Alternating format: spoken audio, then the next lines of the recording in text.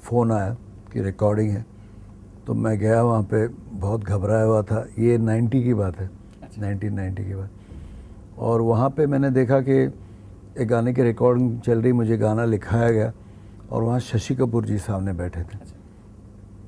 ये शशि कपूर जी से मुझे मिलाया गया, बोले सुदेश भोसले, मुझे कहा शशि कपूर हैं, वो अजूबा फिल्म के लिए था? ये फिल्म के डायरेक्टर हैं, फिल्म का नाम अजूबा है और आप अमिताभ बच्चन के लिए गा रहे हैं। अच्छा, एकदम तो एकदम से मतलब कोई वार्निंग नहीं, कुछ नहीं, वार्निंग नहीं, कुछ नहीं, कोई आइडिया नहीं, और अचानक अमिताभ बच्चन के लिए गा रहा हूँ।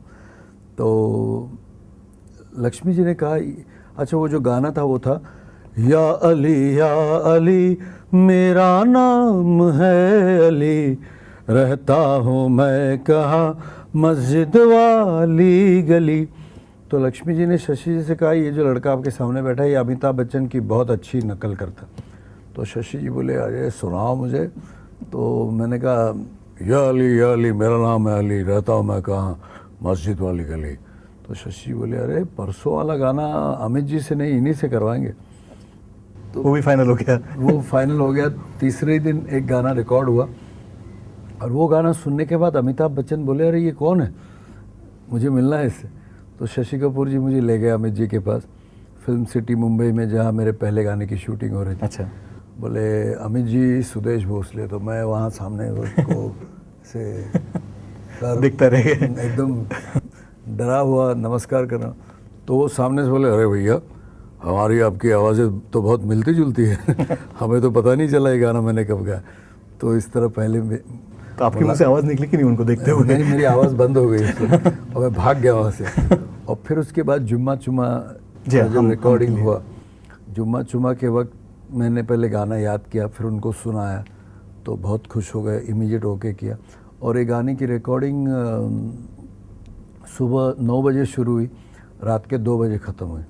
मतलब इतनी देर ये गाना चला और अमित जी के सामने रिकॉर्डिंग।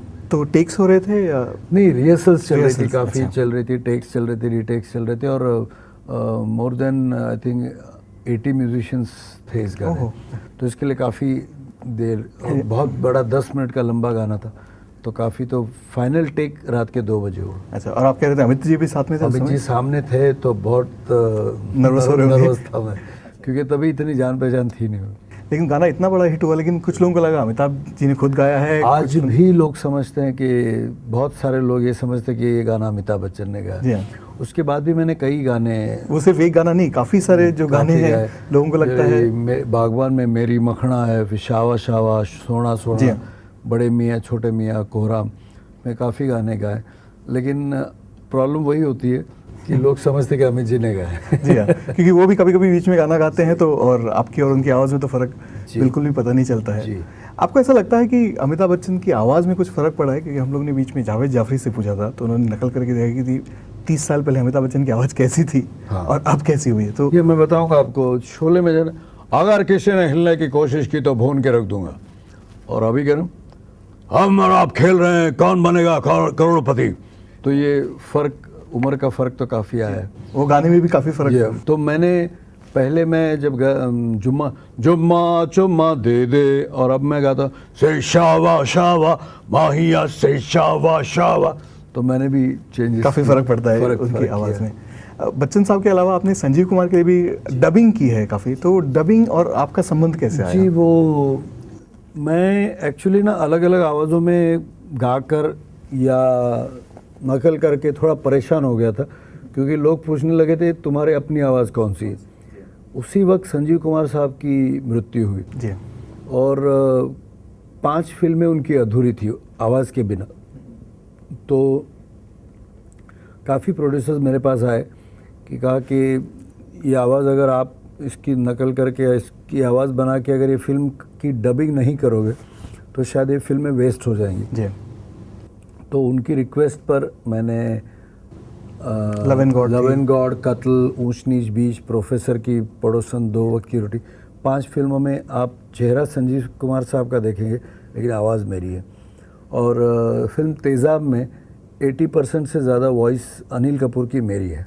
जी हाँ, वो मैंने कहीं तो पढ़ा था। वो कैसे क्या हुआ? क्यों अनिल कपूर? वो एक्चुअली अनिल कपूर टाउन में थे नहीं, मुंबई में थे नहीं, और उनको सेंसर्स के लिए ये अर्जेंट डबिंग करनी थी, तो वो अर्जेंट डबिंग मैंने की। और उसके बाद अनिल कपूर आए, उन्होंने भी डबिंग की, लेकिन पहली 25 प्रिंट्स उनको पता नहीं चला सुदेश भोसले का ट्रैक कौन सा है, अनिल कपूर का कौन सा। तो पहली 25 प्रिंट्स प्लस प्रीमियर वगैरह जो है वो मेरी आवाज़ में। तो अभी भी अब VHS कैसेट्स अगर देखेंगे तो उसमें मेरी आवाज़ है। तो अनिल कपूर की आवाज़ की नकल कैसे की आपने? ये मैं खुद नहीं जानता, वो मैंने उसमें पायलट सुन के एकदम मस्का है भावा झकास, तो वो उसी वक्त की थी, बात में मैंने कभी नहीं की। लेकिन वो इतनी मैच हो गई कि प्रीमियर में सिर्फ अनिल कपूर, दिनेश गांधी जो प्रोड्यूसर जी, है, और एन चंद्रा साहब, एन चंद्रा, इन तीनों को ही पता है, और चौथा आदमी मैं, और किसी को नहीं पता कि ये अनिल कपूर नहीं सुदेश भोसले। और शायद आज भी काफ़ी लोगों को पता नहीं होगा कि आज भी नहीं पता है। आपको ज़्यादा मज़ा किस में आता है, लोगों को मिमिक्री करके एंटरटेन करने में या मुझे गाना गाने में? स्टेज पर परफॉर्म करना अच्छा लगता है।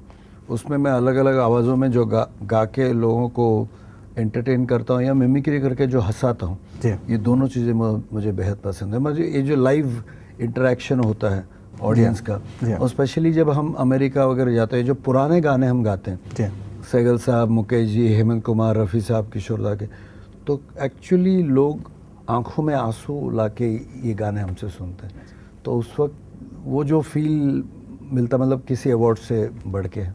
जी, और मैं बहुत लकी हूँ कि मैंने लता जी, आशा जी, किशोर दा, अमिताभ बच्चन, इनके साथ बहुत से स्टेज शोज़ किए इंडिया में, अब्रॉड। तो उनके साथ जब काम करते वक्त जो मज़ा आया है या उनका जो अप्रिसिएशन मिला है मुझे, स्पेशली सिलसिला का जो गाना है, मैं और मेरी तन्हाई अक्सर ही बातें करते हैं, तुम होती तो कैसा होता, तुम ये कहती, तुम वो कहती, तुम इस बात पे हैरान होती, तुम उस बात पे कितनी हंसती, तुम होती तो ऐसा होता, तुम होती तो वैसा होता, मैं और मेरी तन्हाई अक्सर ही बातें करते हैं। तो ये जो मैं पहले बोलता हूँ ना, मैं और मेरी तन्हाई, तो एक शो में अमेरिका में बात हुई कि 25,000 की ऑडियंस थी, लोगों ने तो तालियां बजाना शुरू किया, लेकिन लता जी ने ऐसे चश्मा करके बोले वाह क्या बात है। तो ये जो अप्रिसिएशन उनसे मिला, मैंने कहा कि किसी भी बड़े अवार्ड से ज़्यादा महत्वपूर्ण है। मैंने ऐसा भी कहीं तो पढ़ा था, लेकिन आप बता सकते हैं कि ये सच है या नहीं, कि लता जी ने भी, जब आपने SD बर्मन साहब की आवाज़ में जब गाना गाया था, तो उनकी आंखों में भी आंसू हो गए, वो काफ़ी इमोशनल हो गई थी। ये एक्चुअली आशा जी के साथ हुआ था। मैंने गाना, उन्होंने मुझे कहा कि सचिन दा का मैंने तुम्हारी आवाज़ में सुना है, मुझे फिर एक बार वो सुनाना। तो मैंने वो सुनाया फिल्म अमर प्रेम का, डोली में बिठाए के कहा लागे मोरे सजना के द्वार, हो बीते दिन खुशियों के चार, हो लागे मोरे सजना के द्वार, हो डोली में बिठाई के कहार। तो ये गाना जब मैंने ख़त्म किया और मैंने देखा तो आशा जी ने दोनों हाथों से अपना चेहरा जो ढांक लिया था, और जैसे गाना ख़त्म हुआ उन्होंने अपने चेहरे से जब हाथ हटाए तो उनकी आंखों से आंसू बह रहे थे, और मुझे कहा कि मुझे ऐसे लगा कि साक्षात सामने दादा खड़े होकर गा रहे हैं। तो ये एक बहुत ही इमोशनल मोमेंट था। आशा जी तो रो रही थी, लेकिन आपको खुशी हो रही होगी कि इससे बड़ा कॉम्प्लीमेंट क्या हो सकता है? मुझे बहुत खुशी हुई कि इतना मैं उनको इमोशनल कर पाया। आपको कभी ऐसा लगता है कि सुदेश जी की आवाज़ तो सबने सुनी है, या सुदेश जी जिनकी आवाज़ निकालते हैं वो सबने सुनी है, लेकिन सुदेश जी की खुद की आवाज़ उतनी लोगों को मालूम नहीं, तो आपको कभी लगता है कि? जी हाँ, ये काफ़ी बार हुआ मेरे साथ। अकेले में मैं जब सोचता हूँ कि लोगों को मेरी अमिताभ बच्चन की आवाज़ मालूम है, संजीव कुमार की आवाज़ मालूम है, किशोर कुमार की आवाज़ मालूम, लेकिन मेरी अपनी आवाज़ नहीं मालूम, तो मैंने कई बार कोशिश की कि मैं ये नकल बंद कर दूँ और अपनी आवाज़ में गा लूँ। लेकिन जहाँ भी जाता हूँ लोग बोलते नहीं अमिताभ की आवाज़ सुना, लोग बोलते नहीं राजकुमार सुना।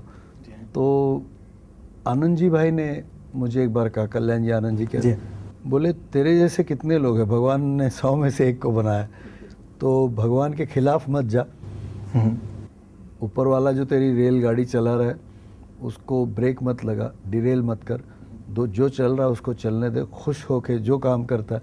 मैं उसके बाद जो भी काम करता हूँ ईमानदारी से करता हूँ, इतना ही देखता हूँ कि लोग उससे एंटरटेन हो, खुश हों। जी एक किस्सा आपको मज़ेदार सुनाता हूँ। मैंने 2 भजन गाए, गणपति के भजन गाए। म्यूज़िक डायरेक्टर ने मुझे बोला तो मुझे भी खुशी हुई कि मुझे किसी ने भजन गाने बुलाया। बहुत अच्छे गाने हुए। उसके बाद गाकर मैं स्टूडियो से बाहर जा रहा था, इतने में उस म्यूज़िक कंपनी का प्रोड्यूसर वहाँ पे आया। उन्होंने कहा कि सुनाइए। तो जैसे सुना तो मेरे मुंह पे उसने नाक बनाई। बोले मज़ा नहीं है। बोले क्यों? म्यूज़िक डायरेक्टर ने कहा इतने अच्छे तो गाए आपको, अच्छे। बोले इसमें जुम्मा चुम्मा का पंच नहीं है। तो भजन में भी जुम्मा चुम्मा का पंच होना चाहिए। लोगों को अगर ये चाहिए तो मैंने कहा कि चलो वही दे दो। तो इसलिए मैं ऊपर वाले का नाम लेके जो भी करता हूँ एकदम ध्यान से, डेडिकेशन के साथ पूरा करता हूँ। जी, और जब तक लोग एंटरटेन हो तो उससे बड़ी जी, बात और क्या हो सकती है। आजकल आप शोज़ के अलावा और क्या करते हैं? मतलब सिंगिंग में आप कुछ अभी कुछ मैंने प्रोजेक्ट्स वगैरह हैं आपके? सबसे पहले शोज़ के बारे में बता दूं कि मेरी पत्नी हेमा ने एक इवेंट कंपनी शुरू की है, श्री कामाक्षी आर्ट, जो हमारी कुलदेवता के नाम से। और उसके अंडर मैंने कहा कि मैंने अलग अलग लोगों के लिए, अलग अलग लोगों के साथ मैंने काम किया, तो क्यों ना खुद का मैं कुछ शुरू करूं। तो उसके अंडर हमने एक शो नया शुरू किया है, अमिताभ और मैं। अच्छा। जिसमें मेरा बेटा सिद्धांत और मैं, हम दोनों, और एक सिंगर है बॉम्बे की अर्पिता ठक्कर, हम तीनों मिलके ये पेश करते हैं। जिसमें अमिताभ बच्चन के अलग अलग गाने जो किशोर दा ने, मुकेश जी ने, रफ़ी साहब ने, R.D. बर्मन साहब ने गाए हैं, और अमिताभ बच्चन के डायलॉग्स, कभी कभी, सिलसिला, अमर अकबर एंथनी, सारे जो क्लासिक्स है ये। तो ये 3 घंटे का शो है जो अभी हमने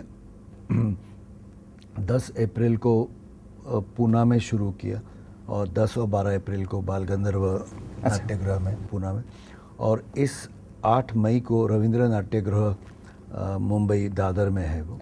तो ये हम एक 10 सिटी टूर का एक नया प्रोजेक्ट हमने शुरू किया, जिसका पूना में बहुत अच्छा रिस्पांस मिला, काफ़ी लोगों ने उसको पसंद किया।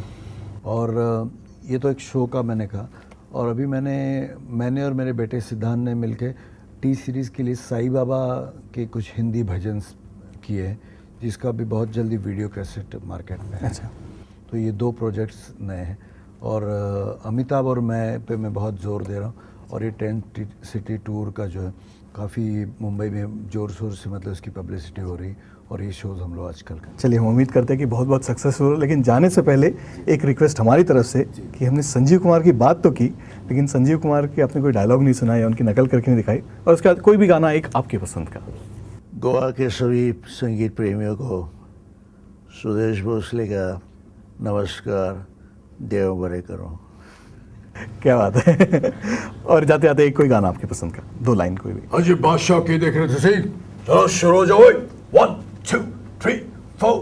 रूप तेरा सोना सोना, सोने तेरी पायल, छन छना छन ऐसे छन के कर दे सबको घायल। है कह रहा आँखों का काजल, इश्क में जीना मरना। Everybody शावा शावा, माहिया से शावा शावा, माहिया से शावा शावा, माहिया से शावा शावा। ये थैंक यू वेरी मच, बहुत बहुत शुक्रिया आपके हमसे बात करने के लिए, and we wish you all the best. Thank you very much. तो ये थे सुदेश भोसले आज के इस कार्यक्रम गजाली में। देखते रहिए प्रूडेंट मीडिया।